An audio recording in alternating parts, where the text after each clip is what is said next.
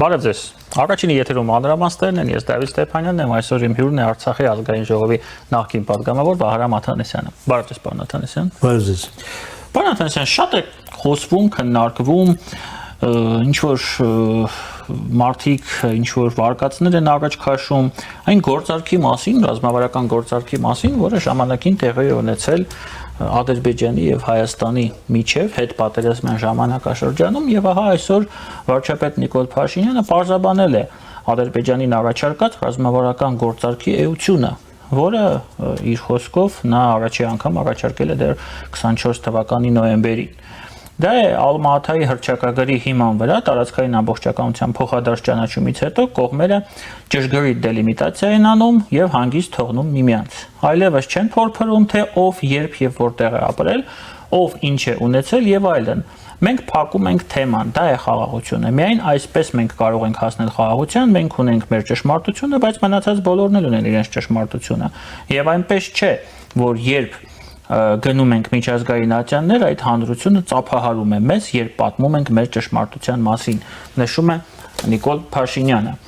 Ըստ ձեզ, որքանով է սա արդարացի խաղաղություն, որովհետև Հայաստանում շատ են խոսում արդարության մասին, ասում են, որ խաղաղությունը արդար չէ, արժանապատիվ չէ, որ պետք է վերախաղարկել, ոմանք ասում են, որ պետք է գնանք եւ Արցախը հետ բերենք պատերազմի միջոցով, եւ արդյոք սա այն մաքսիմումն է, որին մենք այսօր կարող ենք ցկտել ըստ ձեզ։ Անշուշտ 44-օրյա պատերազմի հետևանքներից հետո այդ ինչ որ Վաշինգտոնում անցյալ տարվա օգոստոսին Հայաստանը եւ Ադրբեջանը նախաստորագրել են, առավելագույնը, որին կարող էր հասնել Հայաստանը, այստեղ երկու կարծիք լինել չի կարող։ Այլ բան է, որ հնարավոր էր համաձայնության հասնել եւ Ադրբեջանի տարածքային ամբողջականության եւ իրավազորության շրջանակներում Լեռնային Ղարաբաղում որոշակի քանակությամբ հայ բնակչություն պահել, ունենալ։ Բայց այդ հնարավորությունը 2022-23 թվականներին Լեռնային Ղարաբաղի քաղաքական վերնախավը եւ գործող այդ պահին դե ֆակտո գործող իշխանությունները մերժել են։ Դա երբ ա եղել կներեք։ 2022-2023 թվականներին, երբ Ադրբեջանի նախագահ աշխատակազմի կողմից Բաքու մեկնելու եւ ռեինտեգրացիայի հարցերով բանակցություններ վարելու երկու առաջարկությունները Լեռնային Ղարաբաղի արտգործնախարարությունը հրապարակային հայտարարության մերժեց, այլևս պարզիր, որ Լեռնային Ղարաբաղի հայ բնակչության հետագա կենսագործունեությունը իր պատմական հայրենիքում կամ պատմական հայրենիքի մի հատվածում անհնար է։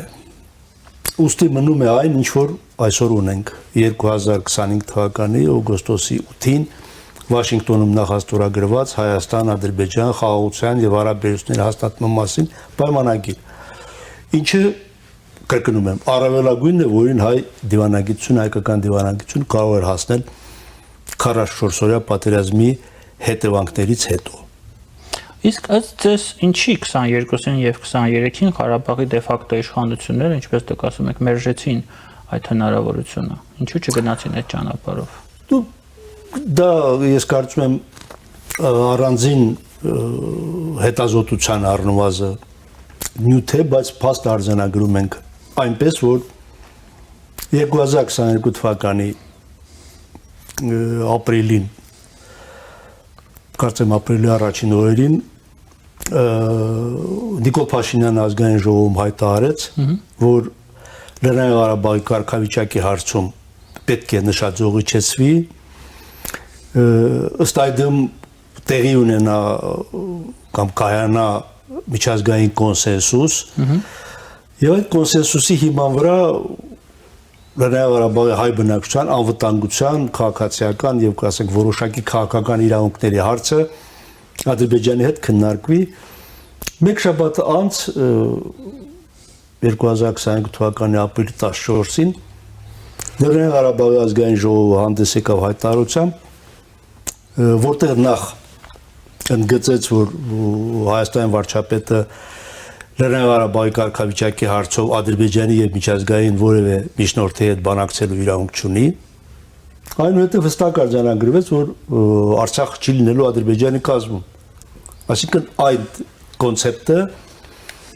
որ գուցե Հայաստանի վարչապետը Եվրոպայի խորհրդի նախագահի Միշելի հետ չէ, Միշելն էր այդ ժամանակահատվածում միջնորդը, գուցե քննարկել էր, գուցե որոշակի քննարկումներ եղել են նաև Ադրբեջանի նախագահի հետ, Ստեփանակերտը պաշտոնապես ազգային ժողովի 5 խմբակցությունների միաձայն քվեարկությամբ 33 պատգամավորի միաձայն քվեարկությամբ մերժեց։ Ու այդուհետև բնականաբար այդ թեմայով այլևս միջազգային միջնորդները չեն կարող զբաղվել, որտեղ եթե հակամարտության իրական կողմերից մեկը Լեռնային Ղարաբաղը իշխանության կամ քաղաքական ղեկավարության ամենաբարձր մակարդակով մերժում է Ադրբեջանի կազմում լինելու հավանականությունը նույնիսկ, ապա որևէ միջնորդ այլևս այդ թեմայով քննարկում չի անցկացնի, բնական ինչ որտեղ նաև օրինաչափ է, թեև այդ օրինաչափ բառը մեր զգացմունքները վիրավորում է, բայց մենք պարտավոր ենք պրագմատիկ լինել եւ հաշվի նստել իրականության հետ, ընդ որում այդ շրջանում պետք է հիշենք, որ Միացյալ Նահանգների պետքարտուղար Բլինկենն էլ ակտիվորեն հորդորում էր Ղարաբաղյան կողմին, որպեսզի ընդառաջ գնա բանակցությունների Ադրբեջանի հրավերին, բայց այդ հրավերը նույնպես Ստեփանակերտը պաշտոնապես մերժեց, կրկնեմ, արտաքին գործերի նախարարության երկու հայտարարություն, որը պարզապես հզոր հաղթաթուղթ էր Իլհամ Ալիևի ձեռքին, որպեսզի նա միջազգային հանրությանը ևս մեկ անգամ ներկայացնի, որ հայկական կողմերը դեստրուկտիվ են, ահա Ադրբեջանը առաջարկում է բանակցություններ Լեռնային Ղարաբաղի հայ բնակչության ներկայացուցիչների հետ,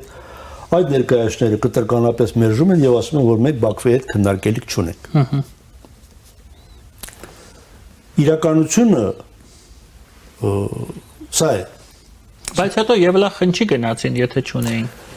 Եվլախ բանակցությունների չեն գնացել։ Դա այլևս բանակցություն չէ, որովհետեւ Եվլախ մեկնել են այն բանից հետո, երբ ստորագրվել է կապիտուլյացիայի հայտարարությունը։ Այսինքն սեպտեմբերի 20-ին օրվա երկրորդ կեսին, երբ առաջին կեսին արդեն հայտարարությունը տարածված էր, որ Պաշտպանության բանակը կազմացրվում է, չգիտեմ, Հայաստանի զինված ուժերի մնացորդները դուրս են բերվում Լեռնային Ղարաբաղից, դրանից հետո ինչ բանակցություն։ Եվլախում բանակցություն չեն եղել, Եվլախում ընդամենը քննարկվել են որոշակի հումանիտար բնույթի հարցեր։ Զոհվածների մարմինների տարհանմանը, որպեսզի ադրբեջանցիները չխոչընդոտեն, այլ տեղեկություններով նույնիսկ Ղարաբաղյան կողմը Ադրբեջանից բենզին է խնդրել բնակչության տարհանումը կազմակերպելու համար եւ խոսակցություններ կան, որ Ադրբեջանը 200 տոննա բենզին է հատկացրել։ Այնպես որ Եվլախում բանակցություններ չեն եղել։ Բանակցությունները պետք է լինեին մինչ այդ։ Մինչ սեպտեմբերի 19-ի 20-ի ահաբեկչական պատերազմ։ Այդ պատերազմից հետո ինչ բանակցություն, երբ արդեն ադրբեջանական զինուժը զորքը գտնում է Ստեփանակերտում։ Նախագահական նստավայրից 100 մետր հեռավորության վրա գտնվում է Ադրբեջանի հատուկ նշանակության զորք ստորաբաժանումը Յաշման։ Այլևս ինչ բանակցություն։ Պարոն Աթանասյան, իսկ Ռուսաստանը այդ ամենում ինչ դերակատարություն է ունեցել, ինչ դերակատարում է ունեցել։ Ռուսաստանի դերակատարությունը ակնհայտ է, որովհետև երբ 2022 թվականի փետրվարի 22-ին Կրեմլում ստորագրվել է ռազմավարական համապարփակ համագործակցության մասին Ադրբեջանի հետ, այո։ Այդ հուշագիր հայտարարությունը, ասենք թե ինչ, փաստաթղթի անվանումը, մեկ ամիս հետո, ուղիղ մեկ ամիս հետո, մարտի 22-ին Ադրբեջանի մայրաքաղաք Բաքու է ժամանել Ռուսաստանի զինված ուժերի բարձրաստիճան պատվիրակություն։ Ցամաքային զորքերի հրամանատարի տեղակալ գեներալ-գնդապետ Կիմի գլխավորությամբ։ Այդ պատվիրակությունը Բաքվում մնացել է 3 օր։ Եվ պատվիրակությունը դեռևս Բաքվից չէր հեռացել։ Երբ մարտի 24-ին, 2022 թվականի մարտի 24-ին ռուսական զորախումբը Փարուխի դիրքերից Պաշտպանության բանակի ստորաբաժանումը դուրս է բերում այն պայմանով, որ ինքը պետք է զբաղեցնի այդ դիրքը, բայց այդ դիրքը գրավում են ադրբեջանցիները եւ ուղիղ շարժում են Քարագլուխ բարձունքի ուղղությամբ։ Երրորդյա մարտական գործողությունների արդյունքում հայկական կողմին հաջողվել է Քարագլխի բարձունքի մի հատվածը պահել։ Բայց գրեթե այդ բարձունքի մեծամաս հատվածի մեծ մասը անցել Ադրբեջանի վերահսկողության, ադրբեջանցիներն ինչու են դա պայմանավորել, որ մենք Ադամում շինարարական աշխատանքներ ենք կատարում, Քարագլխի բարձունքից հայկական ուժերը ռմբակոծում են մեզ, եւ այդ բարձունքը պետք է անցնի մեր հսկողության տակ։ Եվ պետք է այստեղ հիշենք քիչ առաջ իմ հիշատակած այդ Հայաստանի վարչապետի ազգային ժողովում ելույթը, որտեղ նա պարզ հայտարարեց, որ Լեռնային Ղարաբաղը փառուխ առ փառուխ հանձնվելու է։ Եվ նույն տարվա օգոստոսի 1-ից 3-ը, այսինքն 1-ից մինչև 5-ը Ադրբեջանը իրականացրել է երկրորդ ռազմագործողությունը։ Եվ այդ ռազմագործողության անունը դրել է վրիժառություն։ Այդ ռազմագործողության հետևանքով Մարտակերտի ուղղությամբ Հաթերքի, Չարեկտարի, Աղդաբանի բոլոր իշխող բարձունքները անցել են ադրբեջանական վերահսկողության տակ։ Ադրբեջանը վերահսկողության տակ է առել Լաչինի Միջանցքի հյուսիսային հատվածի բոլոր իշխող բարձունքները։ Սարիբաբա եւ այլն եւ այլն։ Եվ ընդհանուր մոտեցել է Միջանցքին ու սպառնացել է, որ Միջանցքը փակում է, եթե հայկական կողմը դուրս չգա, բնակչությունը չտեղափոխվի Բերձոր, Լաչին քաղաքից եւ Աղավնո ու Ներքին Սուս բնակավայրերից։ Այդ ամենը կատարվել է ռուսական խաղապահ ուժերի պատասխանատվության գոտում նրանց ներկայությամբ եւ նրանց անուղղակի մասնակցությամբ։ Այսինքն դա այս ամեն ինչ որ ես թվարկեցի տեղի ունեցել մինչև Պրահայի հանդիպումը։ Պրահայում հանդիպումը եղել է հոկտեմբերի 6-ին, եթե չեմ սխալվում։ Պրահան հաջորդել է Լեռնային Ղարաբաղում Ադրբեջանի իրականացրած երկու ռազմագործողության, Փարուխ, Քարագլուխ եւ այսպես կոչված վրիժառություն եւ Հայաստանի սուվերեն տարածքի դեմ սեպտեմբեր 13-ի 14-15-ի ռազմական գործողություններից հետո, որոնց նույնպես հապկը չի միջամտել։ Որն է եղել հապկի բացատրությունը։ Չկա որոշված սահման։ Գնացեք սահմանները որոշեք, որից հետո եթե որևէ մեկ խախտի, ես արբիտրի դեր կխաղամ։ Միջդեռ սահմանը հստակ է։ Սահմանը հստակ է, բոլորն էլ գիտեն, որ ահա այստեղ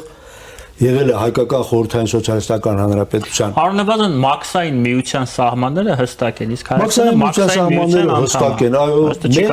երկրորդ Հայաստանը եւ Ադրբեջանը ընդունել են վարչատարածքային բաժանման մասին օրենք, նույն տարում են ընդունել, եթե չեմ սխալվում 2013 թվականին, որտեղ բոլոր սահմանները նկարագրված են, այնտեղ խնդիր չկա։ Եվ այս իրավիճակում, երբ այսօր մարդիկ խոսում են եւ ասում են, որ Նիկոլ Փաշինյանը հանձնեց Արցախը, որպեսզի իր իշխանությունը պահի, դե ուղղակի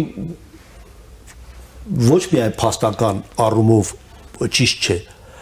այլ դա տրամաբանության մեջ չի տեղավորվում։ Ինչպես կարելի է երկրի մի մասը, եթե համարենք, որ Լեռնային Ղարաբաղը Հայաստանի մի մասն, հանձնել ու մնալ իշխանության։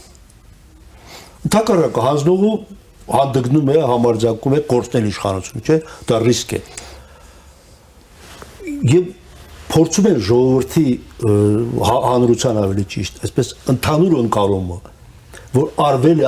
առավելագույնը, որպեսզի գոնե Հայաստանի ինքնիշխանությունը եւ տարածքային ամբողջականությունը պահպանվի, փորձում են ինչ որ բաներով մանիպուլատիվ հայտարարություններ, որ Ադրբեջանը հերթական պահանջ ներկա։ Ադրբեջանի հերթական պահանջը որն է 2 օր առաջ, եթե չեմ սխալվում, վարչապետ ազգային ժողովում հայտարարեց, որ ահա պայմանագիրը, նախաստորագրված պայմանագիրը, ահա անդիմությունը։ Եկեք եւ հոդված օր առ հոդված ապացուցեք, թե որն է հայկական կողմի անվերջ զիջումների շղթան։ Սա պայմանագիր։ Ունի պրեամբուլա, ունի 17 հոդված։ Եկեք 17 հոդվածը քննարկենք։ Գիտեք, պարոն Աթանասյան, տպավորությունը ստեղծվում, դա հստակ տպավորություն է, որ հենց դա էր պատճառը, որ Ղարաբաղի հարցը այդքան տարիներ իր լուծումը չէր ստանում։ Օրինակ նաև փոխադարձ զիջումների միջոցով եւ բոլոր իշխանությունները Ռոբերտ Քոչարյանը, Սերժ Սարգսյանը ձգվում էին այդ խնդիրը։ Լուծում չէին տալիս, որովհետեւ վախենում էին կորցնել իշխանություն։ Այո, վախենում էին կորցնել իշխանությունը, ես մի առիթով այսպես պատկերավոր ասել եմ, որ եթե Սերժ Սարգսյանը ժամանակին ասել Լևոնը ճիշտ էր, մենք սխալ, ապա ստիպված չէ լինի 18 թվականին ասել Նիկոլը ճիշտ էր, ես սխալ։ Այսինքն կլներ այսպես ասենք հաջորդայնական այսպես իշխանություն, իշխանափոխություն, ոչ թե հեղափոխության, բայց հաջորդայնության պահպանման բան։ Այստեղ գիտեք մեծ մոլորությունը այն է, որ մարդկանց տարիներ շարունակ ներշնչել են, որ միջազգային հանրությունը սատարում է Լեռնային Ղարաբաղի անկախությանը կամ Հայաստանի հետ միավորման։ Նման բան գոյություն չունի։ Միջազգային հանրությունը սատարել է հայկական կողմին մեկ հարցում։ Լեռնային Ղարաբաղի բնակչությունը, խոսքս առաջին պատերազմի մասին է, չպետք է բռնատեղահանվի, եւ այդ բնակչությունը պետք է ունենա ինքնորոշված կարգավիճակ։ Որը կլներ այդ կարգավիճակը։ Միջազգային հանրությունը մասնավորեցրել է 1996 թվականի Լիսաբոնի ԵԱՀԿ գագաթնաժողովում։ Բարձր ինքնավարություն Ադրբեջանի կազմում։ Երբ հայկական կողմը, հայկական կողմերը, Հայաստանը եւ Ստեփանակերտը եւ Երևանը միջազգային հանրության այս գծից շեղվել են, հակադրվել են, միջազգային հանրությունը այլևս խաղաղության եւ Լեռնային Ղարաբաղի խնդրի խաղաղ բանակցային կարգավորման երաշխավոր չի եղել։ Դու դուրս ես գալիս այդ ուղեգծից։ ԵԱՀԿ Բուդապեշտի գագաթնաժողովը Լեռնային Ղարաբաղը ճանաչել է որպես հակամարտության կողմ, սա կարգավիճակ է։ Լիսաբոնի գագաթնաժողովը արձանագրել է, ճիշտ է Հայաստանը վետո է կիրառել, բայց միևնույն է 57 երկիր, 56 երկիր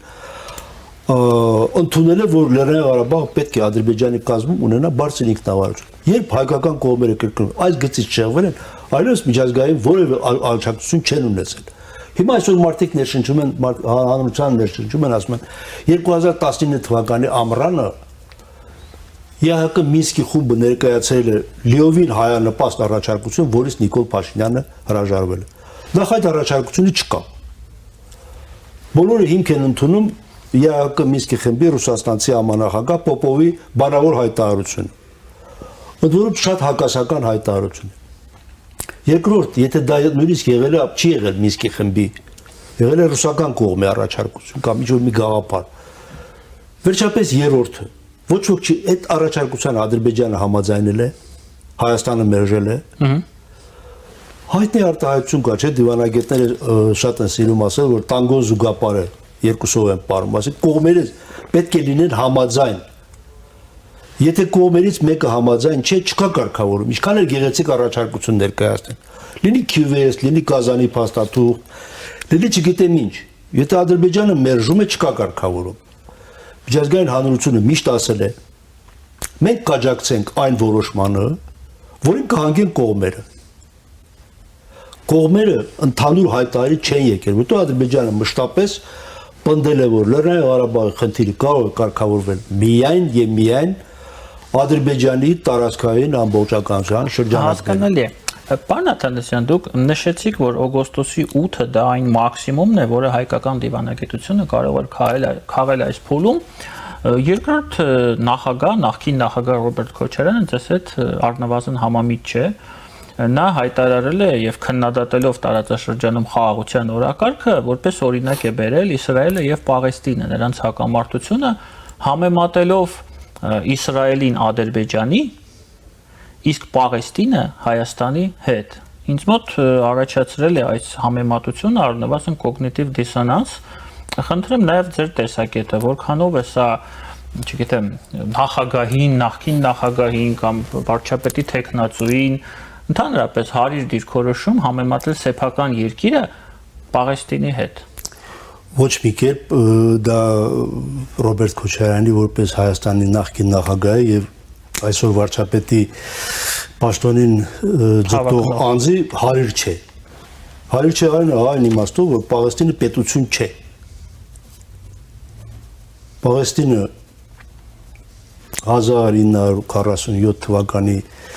Միավորված ազգերի կազմակերպության բանաձևի իմաստով կարող էր լինել պետություն, բայց չի կայացել որպես պետություն։ Եվ այն համաձայնությունները, որ Իսրայելը Պաղեստինը ձեռք են բերել տարիներ առաջ,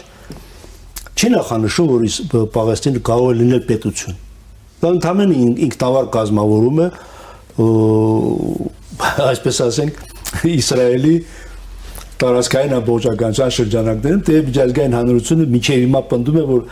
Իսրայելա-Պաղեստինյան խնդիրը պետք է կարգավորվի 1967 թվականի սահմաններում Պաղեստինի անկախ պետության հռչակմամբ։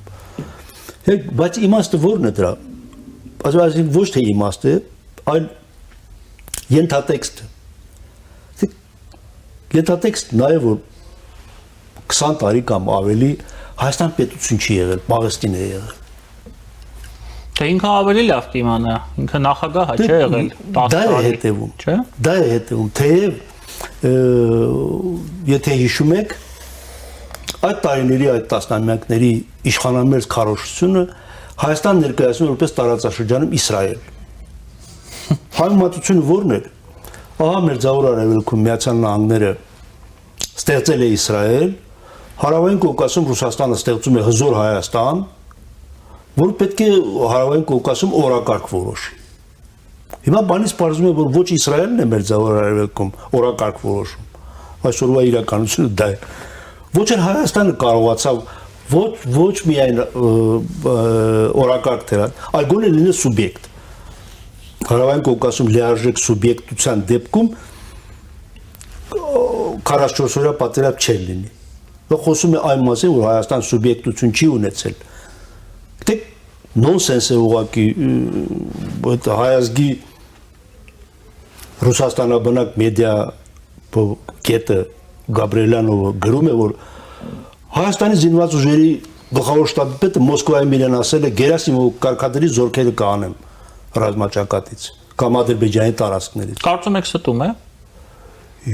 Ես չգիտեմ։ Ես հակված եմ հավատալ իրեն։ Թող որևէ մեկը հերքի։ Բանից պարզում է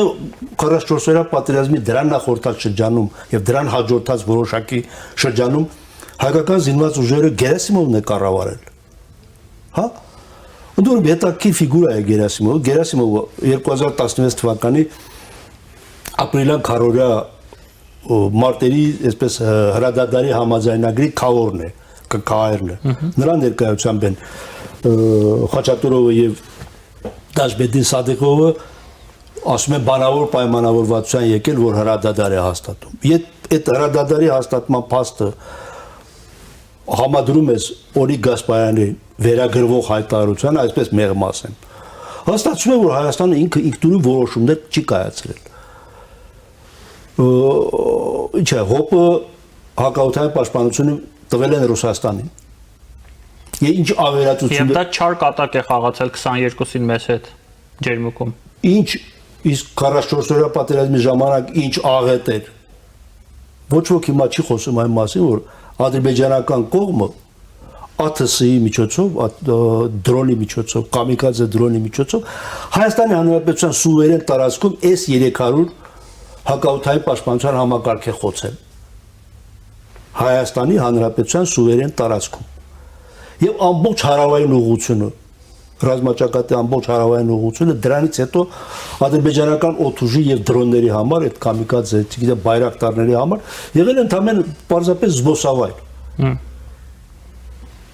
Եվ այս իրավիճակում կրկին խոսել, որ Ռուսաստանի հետ ռազմավարական դաշնակցությունը կարող է հայ-ադրբեջանական պայմանագրի պայմանավորվածության երաշխիք լինել իր Ես այդ մասին եմ խոսել, պարոն Աթանասյան։ Տեսեք, հիմա նախընտրական շրջան է, ռուսամետ ուժերն են նաև մասնակցում այս ընտրություններին եւ իրենք այո հիմնական թեզերը հետեւյալն են, որ պետք է Ռուսաստանին բերել որպես երաշխավոր, պետք է անել այնպես, որ Ռուսաստանը վերադառնա, Ադրբեջանի եւ Հայաստանի միջև լինի միջնորդ, չգիտեմ, մասնակից, բայց եթե մենք անցյալ ենք գնում, դուք նշեցիք, չէ, ֆորպոստ։ Շատ էր խոսվում, որ Հայաստանը ռուսական ֆորպոստ է, դա ոչ մի լավ բան չկա, բայց իրականությունը այլ է, Հայաստանը երբեք չի եղել ռուսական ֆորպոստ, այսինքն այն ֆորպոստը, որը պետք է ուժեղացնես, ամրապնդես, դրանով փորձես ազդել Թուրքիայի, Ադրբեջանի վրա, չգիտեմ, Իրանի վրա, դա երբեք տեղի չի ունեցել։ Իրենք ամեն ինչ արել են, որպեսզի Հայաստանին իր սեփական դաշնակցին թուլացնեն։ Դա է եղել քաղաքականությունը, եւ հիմա այդքանից հետո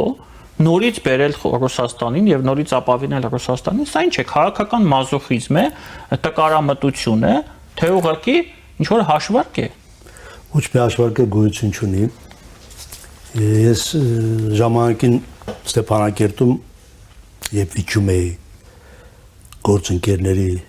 գործընկերներից հետ եւ նրանք ինձ ասում էին, որ Ռուսաստանը Լեռնային Ղարաբաղի անվտանգության գոյության հավիտենական երաշխավորն է, ես ասում եմ, Իսկ ռուսները ասում են, դες բան չկա։ Առանց ռուսներին լսելու ես ասում եմ, եթե Ռուսաստանը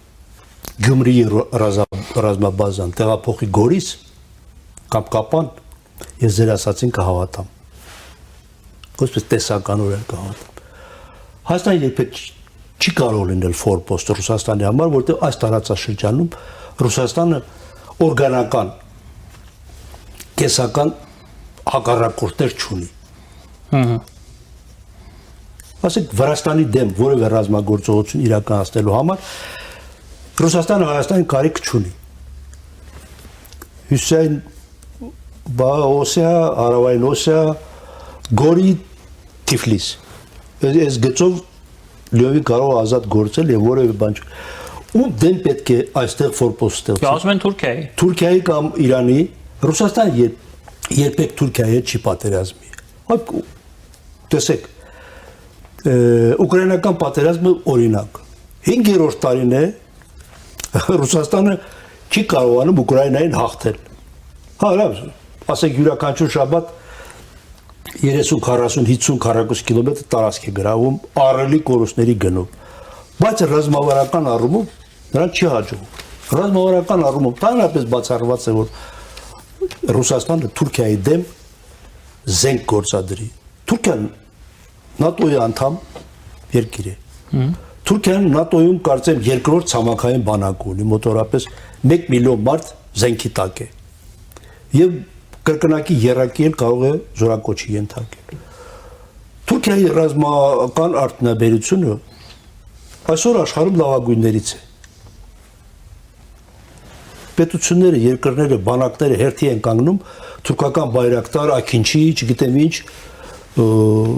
ԱԹՍ-ներ ձեռք բերելու համար։ Որ համադրում ենք այսքանը։ Ինչպես կարող է Ռուսաստանը Թուրքիայի դեմ պատերազմել։ Իրանի մասին ընդհանրապես բացառված է, չէ՞։ Դիմա տարածաշրջանի հզոր պետությունները, որ ասենք Ռուսաստանի ներուժի հետ համադրելի են, Թուրքիան եւ Պարսկաստանն է, Իրանն է, երկուսի հետ էլ պատերազմ բացառում է։ Ինչ ֆորպոստի մասին է խոսքը։ Եթե ֆորպոստ է, ապա ուր է միջուկային զենք։ Օրինակ է համար։ Ուր են ռուսական գեր ժամանակակից ռազմական ինքնաթիռները։ Հարյուրներով պետք է այստեղ կանգնած լինեն։ Ուր են ռուսական անօթաչու թռչող սարքերը։ Հայաստանի տարածքում տեղաբաշխված այս զորքեր, չգիտեմ, եւ այլ այդ կառավարումը Ռուսաստանի տիեզերական հետախուզության հետ ադապտացված են։ Իհարկե ոչ։ Նորմալ ֆորպոստը, նորմալ կարգավիճակ է։ Բայց անտերը դուս այդպես բարի համարներողություն, անտերը դուս գավառը դու համեմատես ինչ որ, չգիտեմ, եղանակ ստեղծող պետության հետ, սա արդեն չգիտեմ տկարամտությունը թե կլինիկական երևույթ։ Եվ վերջի հարցը նկատվում է Ադրբեջանում քաղաքականության որոշակի փոփոխություններ, ազալի պատմությունը փակվեց եւ փակվեց այն ոչ այնպես ինչպես դա Ռուսաստանում էին պատկերացնում դեռ անցյալ տարի, այսինքն ներողություն խնդրեց Ռուսաստանը, որքանով ես հասկանում եմ նաև գումարներ են վճարելու եւ դրանից հետո հաջորդ օրը փոխվարչապետ Օվերչուկը եկավ Ադրբեջան եւ գնաց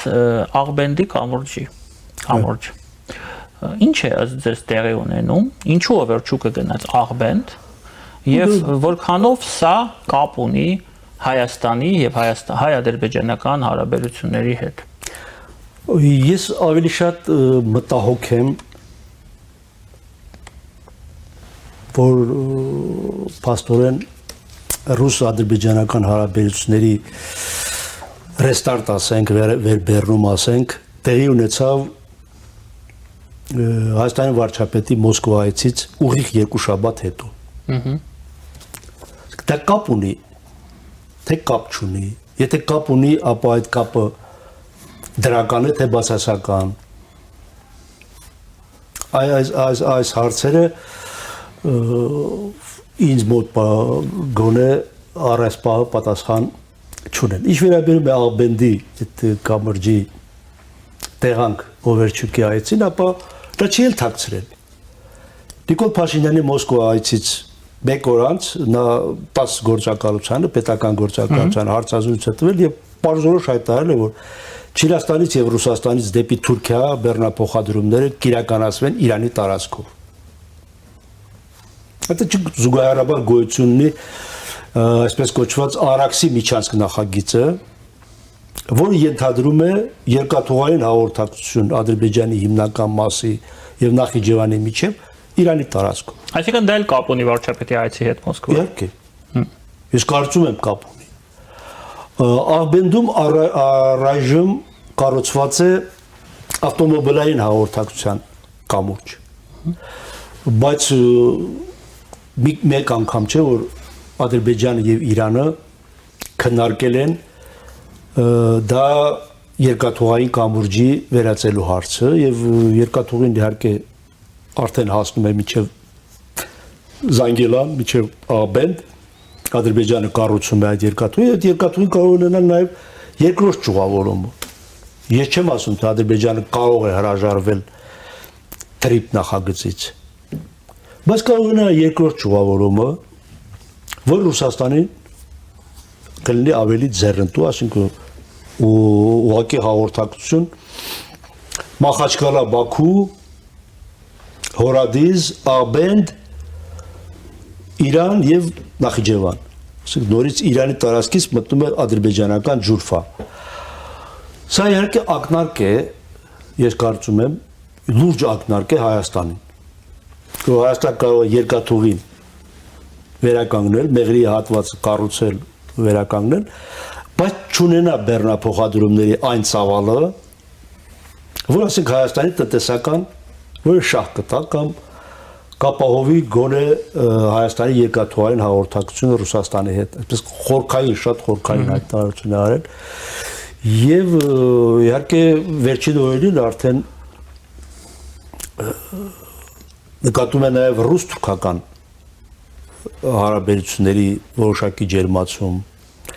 Ասենք Դաշնային ժողովի, Դաշնային խորհրդի նախագահ Մատվիենկոն արժանացել է Էրդողանի ընդունելությանը, այն էլ Դոլմաբախչե նախագահական պալատում դա խորհրդանշական է։ Անտալիայի դիվանագիտական համաժողովի շրջանակներում Լավրով, Ֆիդան հանդիպում է տեղի ունեցել, որի ընթացքում քննարկվել է, ըստ երևույթին քննարկվել է Վլադիմիր Պուտինի Թուրքիայցի հավանականությունը, երբ կլինի դա, ես կարծում եմ մինչև տարեվերջ կարող է դա տեղի ունենալ, բայց չափազանց իմ կարծիքով հետաքրքիր է այն պահը, թե Ալիևը ինչպես է փակելու Մոսկվայի հրահրմամբ Ադրբեջանում պետական հեղաշրջում կազմակերպելու մասին քրեական գործ։ Այդ գործում կան ձերբակալվածներ, կան կալանավորվածներ։ Հիմա ներկա պահին դժվար է պատկերացնել, որ գործը հասնելու է դատարան եւ դատարանում ինչ-որ մեկը ցուցմունք է տալու, ստերեոտիպ գործը կփակվի, բայց ինչպես եւ այստեղ վտանգավոր մի բան էլ կա, որ անցած այլքան 1 տարում նույն իշխանությունը իր բոլոր լրատվամիջոցներով, քարոզչամիջոցներով այնքան հակառուսական տրամադրություններ է գեներացրել, որ յետ պահել, յետ վարժեցնել չափազանց, ես կարծում եմ, բարդ դժվար է լինելու, մանավանդ որ գիտեք, արմատական հակասություն Ադրբեջանի եւ Ռուսաստանի միջեւ չի լուծվում։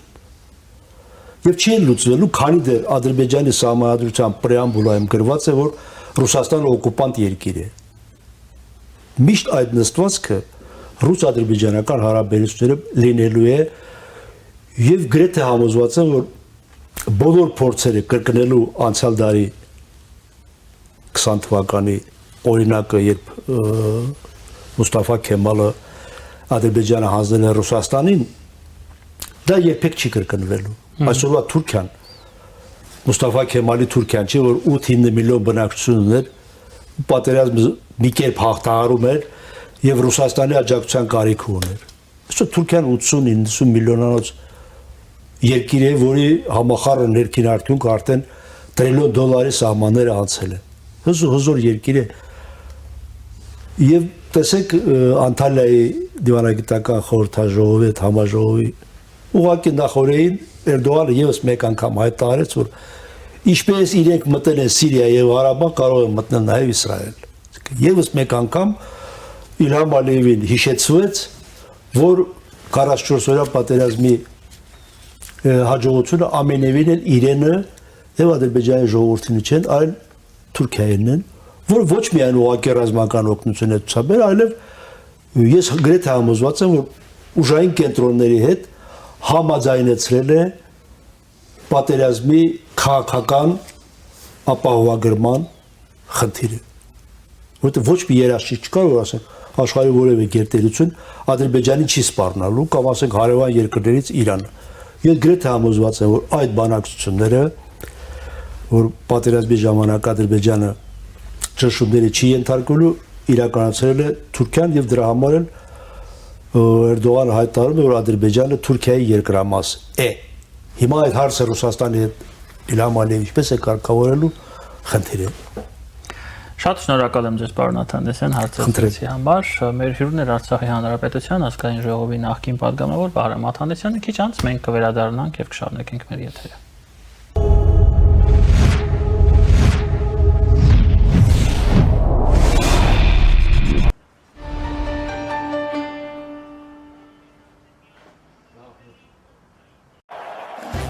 Տարին ընդամենը մեկ անգամ իսպանական անսանձ ոգին ու գիրքը դառնում են ավելի մոտ իդեալ համակարգում։ Զգացեք իրական ռոդեոյի շունչն ու էներգիան 2026 թվականի իսպանական սալիկների բացառիկ հավաքածուներում։ Անկառավարելի ուժ եւ գեղեցկություն, որոնք վերածվում են կատարյալ ձևերի ու նուրբ ֆակտուրաների։ Ձեռք բերեք իսպանական բարձրորակ սալիկների լայն տեսականին, սկսած 1 քառակուսի մետրն ընդամենը 3300 դրամից։ Մանրամասները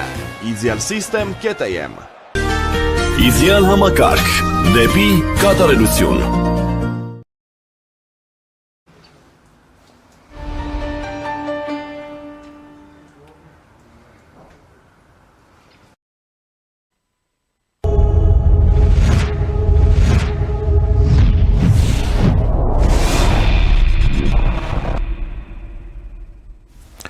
Շարունակում ենք մեր աշխատանքը առաջինի եթերում, մեր հյուրն է Սիրիայում ՄԱԿ զարգացման ծրագրի նախկին ղեկավար դիվանագետ Դավիթ Հակոբյանը։ Բարև ձեզ, պարոն Հակոբյան։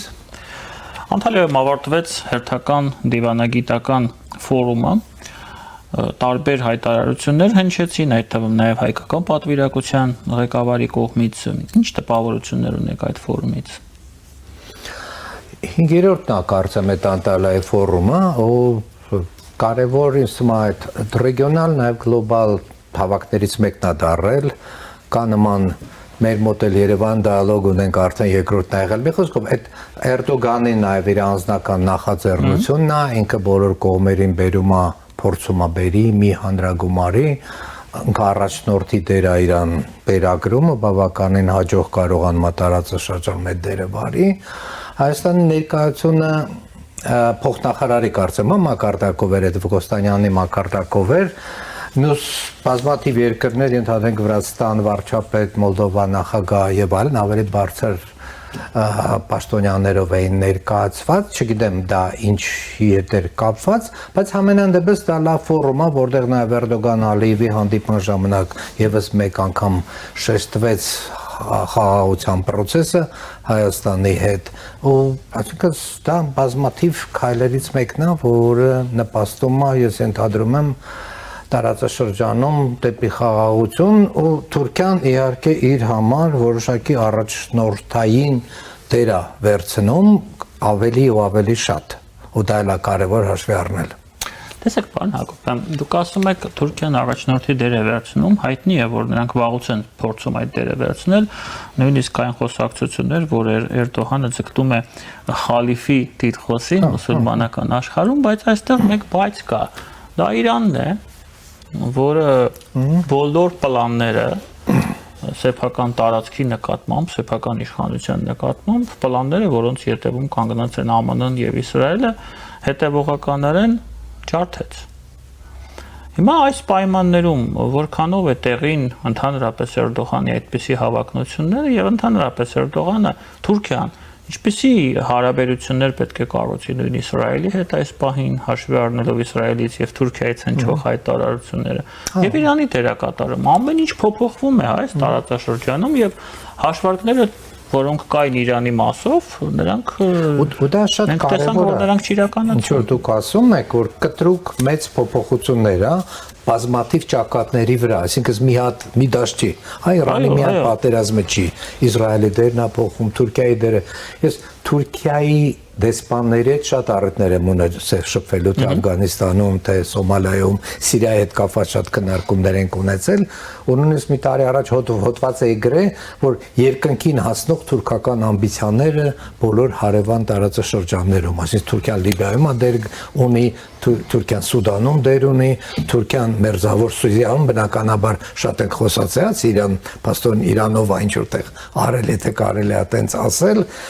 եւ այլն։ Ուտեղ մեկ գալով մեր հարավային Կովկաս, փաստորեն այս ոնց որ հարավային Կովկասը Ռուսաստան, ռուսական կայսրություն, պարսկական կայսրություն, թուրքական կայսրություն մոտ 300 տարի մրցում էին։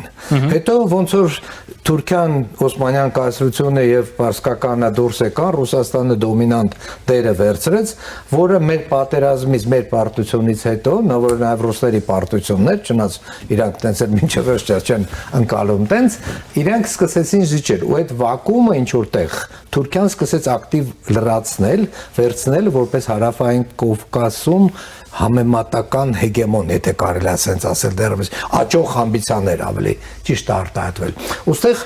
հայտնվեց Իրանի հետ նաև խնդիրները,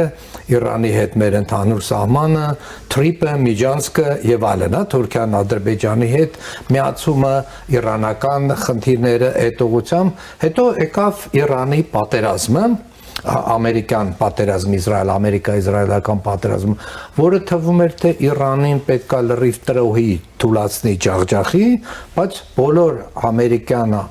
անալիտիկները այս վերջի մի քանի օրվա մեջ ասում են Իրանը այս պահին ավելի ուժեղ է, քան սեպտեմբերի 27-ին, այսինքն Հորմուզի նեղուցքի վերահսկողությունը տվել է իրենց հսկայական լծակ գլոբալ տնտեսական հարցերի հետ կապված։ Ամերիկացիները փաստորեն ամսի 22-ին այդ իրենց զինադատարի ժամկետն է, որը մինչև դրանից հետո Տրամպը հերթական անգամ սպառնում է վերացնել քաղաքակրթություն, չգիտեմ ինչ եւ այլն, աստվածտա հուսով եմ դրան չի հասնի, բայց համենայն դեպս ուտեղ հիմա Թուրքիան ունի շատ զգայուն դեր, մի կողմից Թուրքիայի, ասեմ, Իրանի հետ կապված, ասես եթե այս կողմն էլ Իրանը թուլանում է, բնական է Թուրքիան այդ կողմն է փորձելու տարածվի, բայց ինքը կարծում է որ թուլանում է, հետո պարզվեց չի թուլանում, այսինքն Իրան դեպի Իրան փորձելու։ Հա, դեպի Իրան, ոնց որ ինքը հարավային Կովկասում, այսինքն ոնց որ նկարագրեցի, հա, հյուսիսային Աֆրիկա, արևելյան Աֆրիկա, մերձավոր արևելք, հարավային Կովկաս, հետո դեպի Իրան։ Այդ տարածքում վերածնված Օսմանյան կայսրության ամբիցիաներին համապատասխան քայլեր են արվում։ Հիմա Իրանի հետ կապված իրենք շատ զգուսավոր են, իրենք մոտորապես հավասար բնակչություն են 90 միլիոնի կարգի, բայց մի հատ կարևոր հետաքրքիր փաստ է, Թուրքիայի եւ Իրանի տնտեսական կարողությունների համեմատությունը 1980 թվականին իրանական տնտեսությունը հնան 2 անգամ ավել եղել քան Թուրքիայինը հիմա Թուրքիան 4 անգամ ավելի մեծ տնտեսություն է քան Իրանը որպեսզի պատկերացեք աճելու բանը կարողությունները Թուրքիան եթե Իրանը կարճաժամկետ ինձ թվում Ամերիկային դիմակայել է ու դե շատ այդեղ ջուրա գնալու, բայց ի վերջո երկարաժամկետ ինքը զարգացման պոտենցիալ չունի, ինքը կարա դիմադրի, դիմակայի, բայց Թուրքիան աճում է որպես տնտեսություն։ Ռուսներն էլ թույլ են, նահանջում են, ու դիրքերը քայլ առ քայլ զիջում են, կարելի է թվարկել բազմաթիվ տեղեր, որտեղ ռուսներն են։ Հիմա այդ ֆոնի վրա Թուրքիան sense տենենց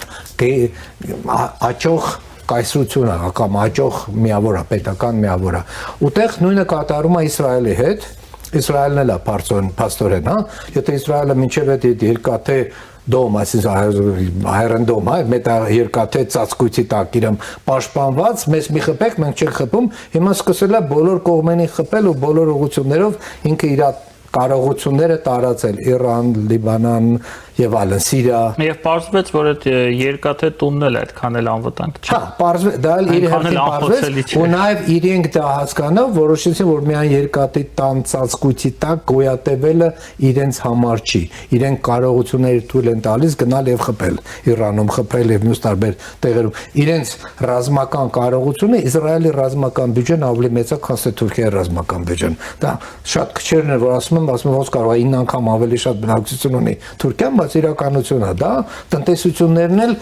Իսրայելին ավելի փոքր է, քանի որ իհարկե բնակչություն ավելի մեծ եւ այլն, բայց համադրելի են ու տեխնոլոգիական առումով Իսրայելը ավելի զարգացած է։ Հիմա Թուրքիան իր մի կողմից իր դաշինքն է ստեղծում, իր դաշինքը Թուրքիան, Սաուդյան Արաբիան, Պակիստանը հիմա, այդ կոչում են սուննիտական ՆԱՏՕ, հիմա դες նոր տերմինը հայտնվել։ Իսրայելը իր հերթին ստեղծում է մի հատ ուրիշ առանց։ Թուրքիան ստեղծում է սուննիտական Թուրքիան, հա, Պակիստանի, Սաուդյան Արաբիայի հետ, Թուրքիան դե ամենակարող բանակը ունի, Սաուդյան Արաբիան գումար ունի, Պակիստանը միջուկային զենք ունի, հա, այդ երեքը ու իրար գումարում են, դա շատ պատյունավտանգ խառնուրդ է դառնում։ Դրա հետ մեկտեղ Իսրայելը այս վերջի մի քանի ամիսների մեջ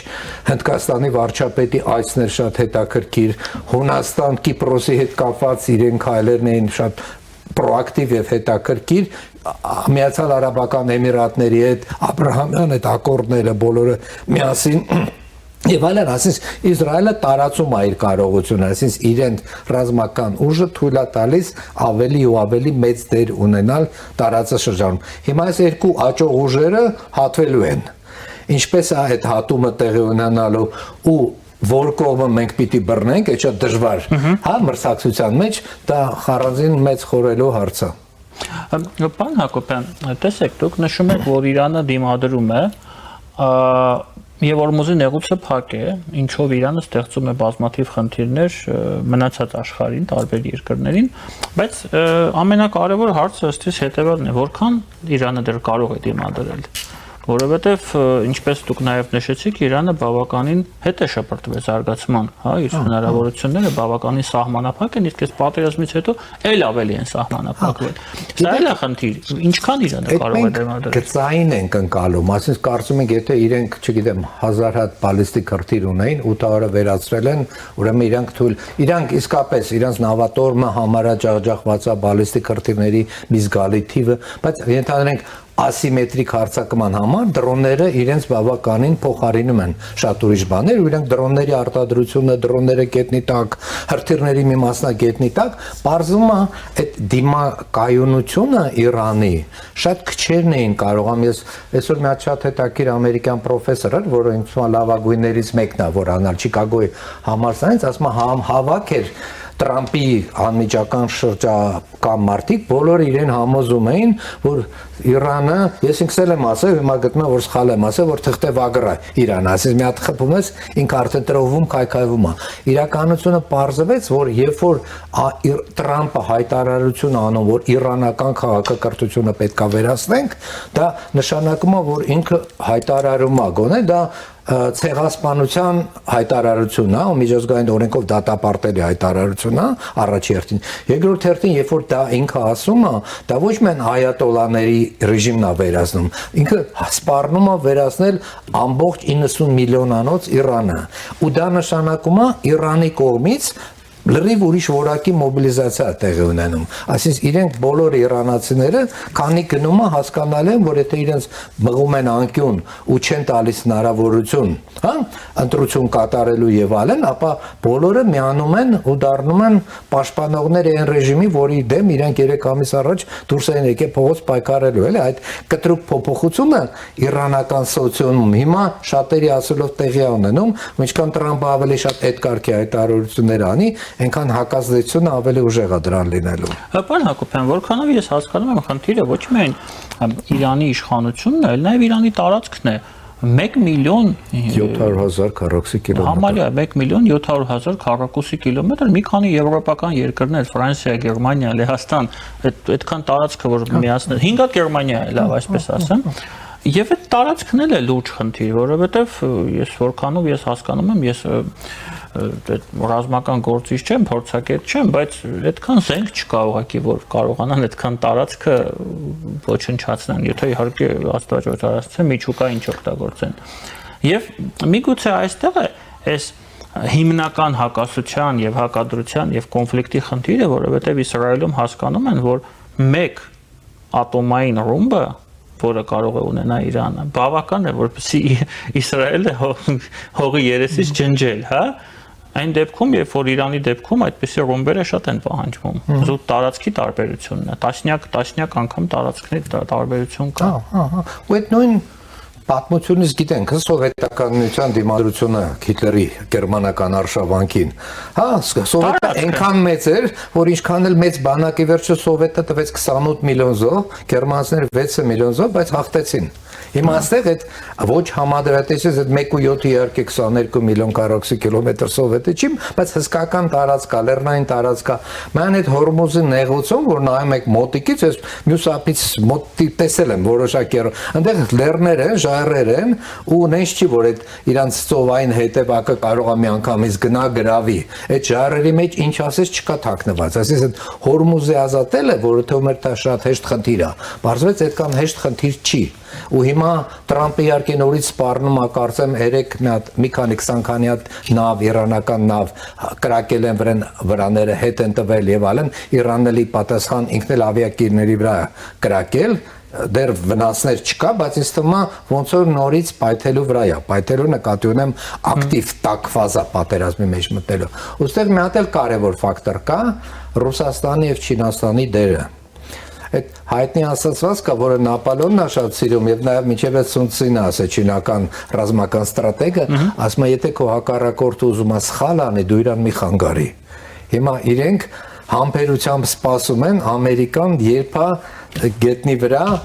թաթախվելու, խորանալու ռազմական օպերացիայի մեջ Իրանում, որը շատերն են ասում։ Կարծում եք Ամերիկան կգնա այդ քայլը։ Ոնց որ գնում է դրա համար նորից տովակ 15000 ունեն, էլի են բերում, ու քանի գնում գոնե մինիմում փորձելու են այդ մի քանի կղզիները վերցնել, ասում են կղզիները վերցնել համար 10-15000-անոց պատրաստի ուժը բավականավոր վերցնեն, կերևա, բայց ոնց որ ամեն ինչ դրան է գնում, Տրամպը հայտարարեց, որ 22 ապրիլի այդ զինադադարի ժամկետը, եթե չլինի, ահու սարսափը նորից թափվելու է քաղաքակրթության վրա իրանական ժողովրդի ռեժիմի։ Եթե ինքը ինչ որ կտրուկ քայլեր արեց ռազմական, հա, դա նշանակում է ավելի մեծ էսկալացիա, օրինակ հետաքրքիր նաև փաստերի կարդում այսօր, որ ռուսները բարձում են ամերիկյան տանկերների չէ, կներեք, ավիակիրների շատ կոնկրետ տեղերը տալիս են ու դրա համար ամերիկյան ավիակիրները դուրս են եկել Հորմուզի նեղուցքից ու բավական հեռավորության վրա են, որպեսզի դրոններով իրար չխփեն։ Այսինքն այդ օգնությունը Իրանը մի խոսքով ինչ եմ ուզում ասեմ, ռուսական եւ չինական օգնությամբ կամաց վերագտնելու է իր կարողությունները դիմադրել, դա մոտորապես այդ ռուսական ուկրաինական պատերազմը։ Երբ որ հիշում եք առաջի մտնել, որ ռուսաները սկսեցին շարժվել 3 օրում Կիևը գրավելու էին, հետո 2 շաբաթում էին Կիևը գրավելու, 4.5 տարի է համարյա անց է, հիմա ոնց որ ուկրաինացիները քանի գնում է այնքան ավելի կարողություն են ձեռք բերում, էլի հիմա նույն այդ Իրանի ռեժիմն է, ժողովրդներին, երբ որ դու իհարկե դեպքեր կա տես չի ստացվում, երբ որ լրիվ անկյուն ես մղում, իրանք բոլորը միավորվում են մի նպատակի շուրջը, իրանց դեմ դառնում է անհավանական դժվար։ Չես կարա վերացնես։ Ինչ էլ ուզում ասի, Տրամպը պիտի 100 հատ միջուկային զենք գցի, որ Իրանը վերացնի, իսկ դա գլոբալ կատաստրոֆա է, ոչ ոք իրան թույլ չի տա դա անի։ Ինքն իր հրամանատարները, գեներալները այդ կարգի բան քայլեր իրեն չեն թողի, իսկ մյուս բոլոր պայմաններում ինձ թվում է իրենց մոտ ծնկի բերել Իրանին չի ստացվելու։ Կարծում եք չի ստացվում։ Ինձ թվում է իմ կարծիքն է, իհարկե ժամանակը ցույց կտա, շատերը համեմատում են ամերիկյան Վիետնամի հետ, հա, որ ամեն անգամ ասում են, բայց այսքան զոհ ենք տվել, այսքան ռեսուրս ենք տվել, մի քիչ էլ խփենք, մի քիչ էլ հարվածենք, Վիետնամի վրա ամերիկացիները ավելի շատ ռումբ են գցել, քան թե երկրորդ համաշխարհային պատերազմի ժամանակ Գերմանիայի վրա է գցվել։ Ու արդյունքը այնա ինչու կա, հա, այսինքն Վիետնամը մնաց Վիետնամ, հարավային Վիետնամը գրավեցին եւ այլն։ Պարոն Հակոբյան, եկեք փորձենք նաեւ մի փոքր խոսենք մեր տարածաշրջանի ապագայի մասին, հաշվի առնելով ձեր այս կանխատեսումը, որ Իրանին ծնկի բերել չի ստացվել, այսինքն Իրանը կմնա այն վիճակում, որը կա, գործող ռեժիմով, քրեապետական ռեժիմով, Հայաստանի համար սա ինչ հետևանքներ կարող է ունենալ։ Մեր տարածաշրջանը, Ադրբեջանի մտածելու եւ քննարկելու թեմա է։ Ես մի շաբաթ առաջ ինքս մի հատ հոդված եմ գրել Modern Diplomacy եվրոպական ամսագրում, որտեղ առաջարկում եմ, որ Հայաստանը ծայրահեղ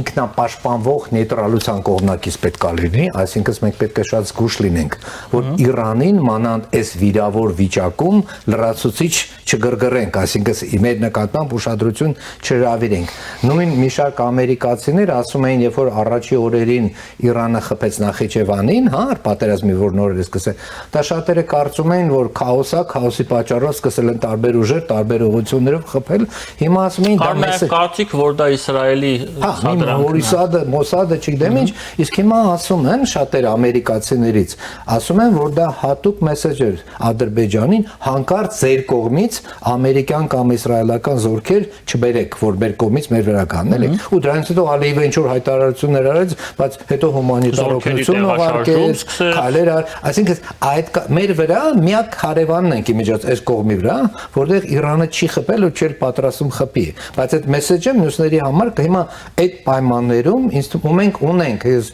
միշտ ասում եմ, մենք Իրանի հետ ունենք 2,500 տարվա պատմություն հարաբերություններ, այսինքն ճամփորդել եմ Իրանում, շատերը շփվել եմ եւ այդ հատուկ զգացողություններ իրանք ունեն հայերի նկատմամբ, դա շատ յուրահատուկ բան է, ակտիվ է մեր համար։ Մենք կարող ենք Պակիստանում ոնց որ էլի չի ստացվում, հա, այս պետք է այսօր երեկոյան ամերիկացիները գային, վաղը իրանացիները, ոնց որ այդ հանդիպումը այս վիճակում այս պահին չի ստացվում, բայց կարող է Երևանը մի օր դառնա տեղ, որտեղ ամերիկյան եւ Իրանը ղեկավարությունները սկսեն ինչ-որ բաներ խոսալ, այսին նեյտրալ տարած, որը երկուսի համար ընդունելի հարթակ է, որտեղ իրենց ընկալում են բարեկամների մոտ ու փորձում են բան անել, դրա համար Պակիստանը բոլոր դեպքերում Պակիստանը մեծ պետություն է, Պակիստանը շատ ավելի պրո-չինական պետություն է, Պակիստանը միջուկային եւ այլ, այսինքն իր այդ փոքր երկրի համար ավելի հեշտ է միջնորդի դեր, ոնց որ ժամանակին Կատարներ, Դոհաներ, հա, բոլոր հանդիպումները այնտեղ էին տեղը։ Մի խոսքով դա քայլերից մեկն է, մենք դա այնքան էլ լավ չավարտվեց Կատարի համար։ Հա, այդ ուզում եմ ասեմ, երկու կողմից է խփեցին Իրան, հա, Իսրայելն էլ Համասին ռմբակոծեց, հետո բան Իրանը ռմբակոծեց եւ այլն, բայց այդ պետք է դրա համար ի վերջո Կատարում կար ամերիկյան ռազմաբազաներ, մոտ 10000 հատ ամերիկյան զինվոր կար։ Ու ամերիկյան ռազմաբազաները, որ անվտանգության երաշխիք էին, դառան անվտանգության մեծագույն ռիսկը։ Ու այդ, ասես իրանք նեյտրալ չէին, իրանք փորձում էին դիրքավորվել նեյտրալ, բայց քանի որ Ամերիկայի հետ իրանք ունեն դաշնակցության պայմանագիր, փոխադարձ օգնության եւ այլն, բայց երբ որ Իսրայելն է խփում, իհարկե Ամերիկան իրանց չի օգնում, Իրանի դեպքում էլ անհասկանալի է, հələ որ ինչ համամասնությամբ պետք է խփել։ Նենց որ այդ առումով նույն նեյտրալությունը իմ համար շատ կարևոր է Ամերիկա, Իրանի մեջ, Իսրայել, Իրանի մեջ, Թուրքիա, Իսրայել, այդ տարբեր հակամարտություններ են։ Հիմա ոնց որ այս բան է турբուլենտության ալիքները տարբեր բարձրանում են ռուս-ուկրաինականը, չասեմ ռուս-ամերիկյան, Եվրոպա, Ռուսաստան, այդ բոլոր երացող կացաներ են մեր շուրջը։ Մենք շրջապատված ենք այդ կոնֆլիկտներով։ Ինձ համար ու այդ օրինակն է Շվեյցարիան երկրորդ համաշխարհային պատերազմի ժամանակ, հա, բոլոր Եվրոպան կրակի մեջ էր, Շվեյցարիան նեյտրալ, նույնիսկ շվեյցարական բանկերում գերմանացիներն էին կապիտալ պահում, չգիտեմ, սովետական միություններ ինչ-որ քայլեր ձեռնարկել։ Շվեյցարիան 200 տարի արդեն այդ նեյտրալ կարգավիճակն Նապոլեոնյան պատերազմներից հետո, բայց այդ պահին կարային գերմանացիները քննարկել են, բայց իրենց համար ավելի հարմար ա եղել ունենալ փոքր անվտանգ տարածք, որտեղ ինչ որ բաներ կարելի անել, որ ուրիշ ոչ մի երկրում չի կարելի անել, էլի։ Այդ առումով բնական է, լրիվ տարբեր աշխարհագրական պատմական կոնտեքստ է Շվեյցարիայի օրինակը, բայց մեզ մտածել այդ ուղղությամբ մենք չենք կարա մեր ամբողջ ցանկություններով հանդերձ, հա, Եվրոպային գնում, Ամերիկայի հետ տրիպ են կառուցում, բաներ, դեյտա կենտրոններ են կառուցում, այդ բոլորը հաշվի առնելով մենք չենք կարող դառնալ երկու հզոր ուժերի կողմը։ Դա համար երկուսը իրար կարող է վնասեն կամ չվնասեն, բայց մենք շատ զգայուն ենք։ Կամայական շարժ Իրանի կողմից, եթե զգավոր մենք չափից դուրս պրոամերիկյան ենք, մեր համար կարա մահացու լինի։ Տեսեք, նաև մի փոքր էլ խոսենք Թուրքիայի մասին, հայ-թուրքական հարաբերությունների մասին, Ադրբեջանի դերակատարումը։ Ազգային ժողովի նախագահ Ալեն Սիմոնյանը գտնվելով Թուրքիայում հայտարարել է, որ Ադրբեջանը խոչընդոտում է Թուրքիայի եւ Հայաստանի հարաբերությունների կարգավորմանը իր լոբիստական ազդեցությամբ։ Երբ մենք Ադրբեջանում էինք, Ալիևի օգնական Հիկմետ Հաջիևը 2 անգամ ասաց, որ ինքը իրեն իրավունք է վերապահում խոսել Թուրքիայի փոխարեն։ Եկան այս աստիճան է հասնում։ Ըստ ձեզ, ո՞րն է այստեղ իրականությունը, ո՞րն է միֆը եւ ո՞րն է ռոպագանդան, այսինքն արդյոք այդպիսի իրավիճակ կա, որ ինչպես ասում են, փոչը պտտում է շանը կապված կոնկրետ հայ-թուրքական հարաբերությունների մասին։ Այդ ինչպես բոլոր հարաբերությունների երկու պետությունների մեջ այնտեղ բազմաթիվ շերտեր կա ու շատ դեպքերում ասում են, հա, մի ազգ երկու պետություն, դա բավական հայտնի հայտարարություն է Թուրքիա եւ Ադրբեջան լեզուն են ընդհանուր, չնայած սունի են եւ շիա են, այսինքն կրոնական տարբերություններ ունեն։ Ի վերջո Ադրբեջանում բավականին մեծ է պրոռուսական, հա, Ռուսաստանում կրթված մարդկանց թիվը նույն մեր խնդիրներն էլ է ինչ որտեղ, բայց երկրորդ վեկտորը ոնց որ դեպի Թուրքիա բավականին ուժեղ է, Թուրքիան ռազմական առումով ՆԱՏՕ-ի բանակը Ադրբեջանին շատ է օգնել եւ այլն։ Բայց դրա հետ մեկտեղ ենթադրենք ինչ որ խնդիրներ կա, Թուրքիան Ադրբեջանից երբ որ գազ էր գնում, գնի հետ կապված մեծ խնդիրներ ունեն, այնպես չի որ շատ տրիվիալ բանակցություններ են, այդտեղ բարդություններ կային։ Ադրբեջանը նաև երկու քարի արանքում է երկու բարեկամներ Իսրայելը Թուրքիա, երբ որ իրանք սկսեն իրար հետ ու դա ինչ որ մի պահ գալու է, կարող է ռազմական չլինի, բայց կոնֆլիկտը խորանում է այնտեղ, դրա համար երկու ռեգիոնալ հեգեմոններն են, ամենակարող ուժերն են։ Ադրբեջանը, չգիտեմ, կարող է կամ կողմ ընդունի, բայց շատ դժվար կլինի իրան կողմ ընդունեն, կամ է գուցե միանա մեր նեյտրալությանը, Հարավային Կովկասը դառնա նեյտրալ տարածք։ Այդ ուզում եմ ասեմ, այս պահին բավականին ժամանակ, երևի մի 10-15 տարի Թուրքիան ու Ադրբեջանը ոնց որ մեկ է Շուշիի այդ պայմանագիրը, որը ՆԱՏՕ-ի ոչի պայմանագիր է, հա, հարձակում մեկի հարձակում է երկուսի վրա, իրենք իրար պատրաստ են պաշտպանելու, որ այդ պահին Ռուսաստանը նաև նկատի ունեին, բայց բոլոր դեպքերում, բայց ինչ որ պահ, ինչ որ հարցերում շահերը կարող է սկսեն նաև հեռանալ իրարից, ունդեղ արդեն իրենցից ամեն մեկը պետք է իր որոշումը անի։ Բնական է, Ալիևը Եվրոպայի շատ իր հարաբերություններ ունի, Ալիևը Պուտինի հետ իր հարաբերություններ ունի, մի պահ շատեր վատացել այդ ինքնաթիռի հետ կապված։ Հիմա ոնց որ ավելի կարգավորվում է, ուտեղ ռուս-թուրքական բալանսը։ Ալիևը շատ ավելի իհարկե Էրդոգանը եղբայրն է, բարեկամն է, այդ օպտիկան բավականին բան է իրանց հարաբերությունների դրական է, բայց դրա հետ մեկտեղ ինքը կարողանում է քայլեր հաշվի, մի քանի քայլ առաջ հաշվի ու ինձ թվում է, երբ որ պահը գա ու իր շահ, դա համար իրանց հիմնական ամենակարևոր շահերից մեկը այդ տրանզիտային առևտրի տարածք դարձնելն է։ Այս ռեգիոնը Հարավային Կովկասն էլ նաև Թուրքիան ինքը իրան տեղավորում է, հա, ուզում է որ նավթը, գազը ծոցի երկրներից Թուրքիայով գնա Եվրոպա, ուզում է Ղազախստանից գազը եւ նավթը Թուրքմենստանից գա Թուրքիայով, նույն Ադրբեջանն է ուզում, հա, որ Չինաստանի առևտուրը Թուրքիայով տրիպով Հայաստանով կամ ոչ Հայաստանով դեպի Թուրքիա գնա, այսինքն այդ հարցերում իրանք հսկական ընդհանուր շահեր ունեն ու այդ ընդհանուր շահերը իրանց միասին կապելու են բայց նաև խնդիրներ ալենելու որտեղ իրենք ոնց որ ասեցի հա կամ չգիտեմ երրորդ կողմի հետ հարաբերությունները տարբեր ձևերով են կազմակերպվում կամ ինչ որ տնտեսական հարցում են տարբերություն ունենում մոտեցումների ու այդտեղ հնարավոր է տարբերություններ բայց այս պահին ինձ թվում է Հայաստանի հետ կապված հարցերում ինձ էլ է միանշանակ թվում, որ հիմնական տորմոզը, այսինքն խանգարող արգելակիչ հանգամանքը հայ-թուրքական հարաբերությունների արագ բացման, դա Ադրբեջանի կողմից բանն է, վետոն է, ասենց ասես, քանի մենք չենք ստորագրել, քանի մենք չենք շարժում, դուք մի շարժվեք։ Պարոն Հակոբյան, ըստ ձեզ ինչն է ստիպել, ինչ է տեղի ունեցել, ինչը ստիպեց Ալիևին երեսը թեքել նորից դեպի Մոսկվա եւ Օվերչուկի այցը Ադրբեջան, մասնավորապես Աղբենդի կամուրջ, շատ հետաքրքիր էր եւ խորհրդանշական էր, ընդհանրապես Օվերչուկը այնտեղ ինչ էր անում։ Ինչ տեղի ունեցավ տարածաշրջանում, միգուցե Ադրբեջանում, ինչը Ալիևին ստիպեց գնալ այդ քայլի եւ նորից սկսել ինչ որ մերձենալ Ռուսաստանի հետ։ Առաջինը Ռուսաստանը ընդունեց իր մեղքը միանշանակ ինքնաթիռի հետ կապված, ասեցին, որ մեր սխալն ա եղել, սխալ քայլեր են իրականացվել, վնասը չգումարի մասին չեն ասում, բայց ասում են պատրաստ են փոխհատուցելու ու դա հիմնական խնդիրն էր, որ Ալիևի դրաման Ալիևը այդ պահին օթում էր, չէ՞, գտնում մի քիչ են կողմ դեպի իր ինքնաթիռն էին ուզում թիրախավորել։ Իր համար դա շատ անձնական էր։ Հիմա ռուսների ներողություն խնդրել եւ այլն, դրա հետ մեկտեղ Ալիևը ունի բազմաթիվ կախվածություններ։ Մենք ունենք 2 միլիոնի կարգի հայ, Ռուսաստանում իրանք երևի 3 միլիոն ունեն, բավականին մեծ թիվ ունեն իրանք սփյուռքը Ռուսաստանում, որը կապված է հարաբերություններ ունի եւ այլն, հենց որ այդ առումով պլյուս Ալիևը դե գիմոյա սովորել, ռուսերեն իր մայրենի լեզուն է, ինքը տներ ունի այնտեղ, կապվածություններ ունի, մի խոսքով ինքը ու ի վերջո ռացիոնալ է մոտեցնում Ռուսաստանի հետ մանավանդ անմիջական սահման ունի ռուս-իրանական, եթե որ այդ տնտեսական կամուրջները սկսեն աշխատել, Ադրբեջանը կարևոր կապող օղակներից մեկը պիտի լինի, նույնիսկ որ ինքը մի քանի ֆակտորներ իրար հետ գումարելով, ոնց որ այս պահին եկել են Ռուսաստանի հետ ավելի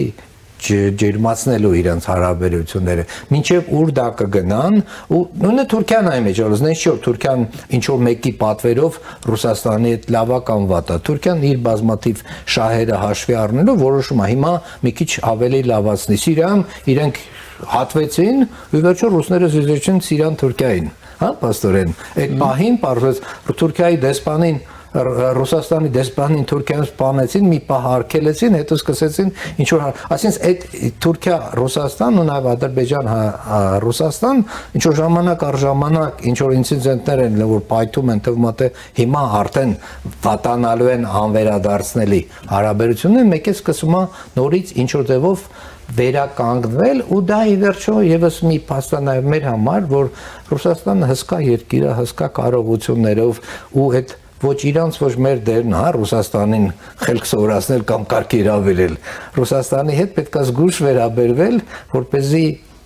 ուշադրությունը քո վրա շատ չկենտրոնանա Տեսեք պարոն Հակոբյան այս բոլոր իրադարձությունները իրանական պատերազմը այն ինչ մենք նկատում ենք Ադրբեջանի եւ Ռուսաստանի հարաբերություններում առնվազն կասկածի տակ են դնում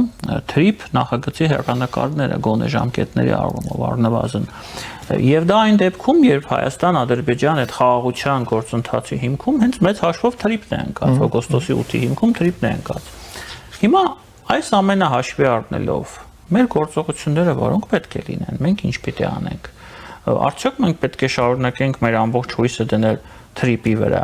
թե պետք է փորձենք գտնել նաև այլ լուծումներ, հավելյալ լուծումներ միգուցե։ Իմ կարծիքով ու թրիփը ինստինկտիվ առանձին քննարկելու թեմա է, ու բազմաթիվ այնտեղ նյուանսներ կա, որ մի մասին տեղյակ եմ, մի մասին տեղյակ չեմ, բայց բոլոր դեպքերում թրիփի զուտ process-ը, ինչպես պետք է ընթանա, դեռևս համաձայնագիր մանրամասներով ստորագրված չի։ Ստորագրվել է հունվարին մտադրությունների արձանագրություն, հա Memorandum of Understanding, որը հիմնադրույթներն է ձևակերպել։ Հիմա 74-26 այդ։ Հա, բայց հա, այդ ու ինչ որ ընդհանուր բաներ, բայց հետո երբ որ գալիս է ավելի մանրամասն, դեռ իրավական տեսքի չի բերվել այդ պայմանավորվածությունը։ Դրանից հետո գալիս է անգլերեն ասում են feasibility study, կարիքների գնահատում, այսինքն ինչ որ մեկը պիտի գա ու հաշվարկի ճանապարհը սենց պիտի գնա, նենց պիտի գնա, արժե այսքան, հետո ինվեստորներ պիտի ներգրավեն, ամերիկյան պետական բյուջեից կարծեմ 145 միլիոն դոլար հատկացվել է, բայց մի քանի 100 միլիոն դոլար ամենայն հավանականությամբ արժելու, ասում են կան մասնավոր բիզնես սեկտորի կողմից, որ ուզում են դնել, ինչի համար ոնց ես չգիտեմ, մի խոսքով դա դեռ առանց Իրանի պատերազմի, առանց այս բոլոր բարդությունների դեռ ունի ինչ-որ ճանապարհ, որը պիտի անցնի, որ դառնա իր պլյուս իհարկե շինարարություն է իր բոլոր նյուանսներով, ու նաև այդ կարիքների գնահատման համար ինձ չի թվում, թե այս բան ամերիկյան ինժեներները կամ գեոդեզիստները կարող են գալ Իրանի սահմանին որոշակի հետազոտությունները։ Այսինքն դանդաղեցում process-ի ավելի շատ ժամանակատար, դա միանշանակ է, ինչ կան չգիտեմ, բայց դրա հետ մեկտեղ տրիպը մի շատ կարևոր քրիտիկական դեր է ունեցել, որ ավելի շատ քաղաքական դաշտից է, ինքը Ադրբեջանին ու Հայաստանին բրթել է ավելի ոնց որ sense բերել է մեզ իրար հետ հարաբերվելու, որ մենք հասկանում ենք, ու Ադրբեջանում էլ շատ լավ հասկանում են, քանի որ Ալիևը դիրքորոշում է Ադրբեջանը որպես տրանզիտային երկիր, երբ որ նավթային պաշարները սպառվեն, իրենց հիմնական տնտեսական զարգացման ճանապարհը տրանզիտային տարանցիկ առևտրի երկիր դառնալու խնդիրն է, տրանսկասպիան, Սևծով եւ այլն։ Ու այդ բարձում այդ դաշտում այդ հարցերի շուրջը տրիպով թե առանց տրիպի Հայաստանի հետ ունենում ենք մեր խաղաղության խաչմերուկ ոնց որ ընդհանուր նպատակ ենք ունենում ու այդ առումով արդեն ոնց որ ինչ որ մի հատ քրիտիկական կետ ենք անցել որտեղ մենք սկսել ենք հասկանալ որ իրար հետ տնտեսական հարաբերություն ունենալու երկու կողմին էլ ավելի լավ է ձեռնտու կանց թե պատերազմ ունենալ իհարկե ամեն պահին բազմաթիվ տարբեր պատճառներով դա կարող է process-ը կանգնի ու հսկական ռիսկեր կան նո Ալիևի ոնց որ ռիտորիկան էլ է փոխվել այն լեզուն որ օգտագործում է թե Ալիևը թե իր շրջապատը թե տարբեր ադրբեջանական մեկնաբաններ եւ այլ անդամատ ավելի նուրբ լեզվով են սպային խոսում Հայաստանի մասին հիմա դա տրիպն է դա ընդհանուր շահերն են ընդհանուր տնտեսական այդ տրանզիտային միջանցքների ձևավորումն է եւ այլն ու ինչքանով դա Տրամպի իշխանության ու Տրամպի դոմինանտ դերի հետ կապված Տրամպի անունը տեղ ինստինկտիվ է որոշակի Տրամպի ասոցիացվում է որը ունի թե իր դրական թե իր բացասական երկարաժամկետ նաև հանգամանքները որ այդ բոլորը պետք է հաշվի առնենք ինձ թվում է sense թե նենց այսինքն այս պահին ու շատերն էին ասում որ մի տարի առաջ օգոստոսի երբ որ ստորագրվեց պատերազմը հնարավոր Ադրբեջանի ու Հայաստանի մեջ 1-2-3 տարով հետաձգվեց գոնե իսկ 2-3 տարի հետո հնարավոր է կարգի նոր հնարավորություններ բացվեն, որ Ադրբեջանն էլ եւ Հայաստանը չի ուզում պատերազմի, Ադրբեջանն էլ հասկանա, որ ավելի լավ առանց պատերազմելու անհամեմատ ավելի լավ հնարավորություններ է ձեռք բերեն։ Շատ շնորհակալ եմ ձեզ պարոն Հակոբյան։ Մեր հյուրն էր Սիրիայում մագզարգացման ծրագրերի նախկին ղեկավար դիվանագետ Դավիթ Հակոբյանը, ես Դավիթ Ստեփանյանն եմ, այսպեսին էին այսօրվա մանրամասները, կհանդիպենք։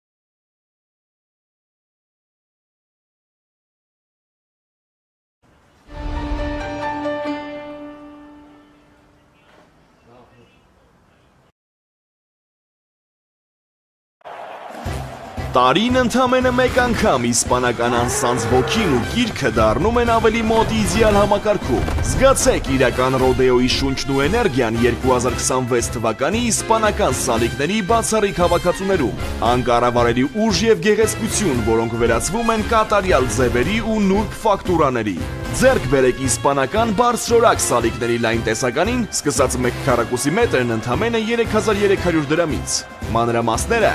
idealsystem.am Իդեալ համակարգ դեպի կատարելություն։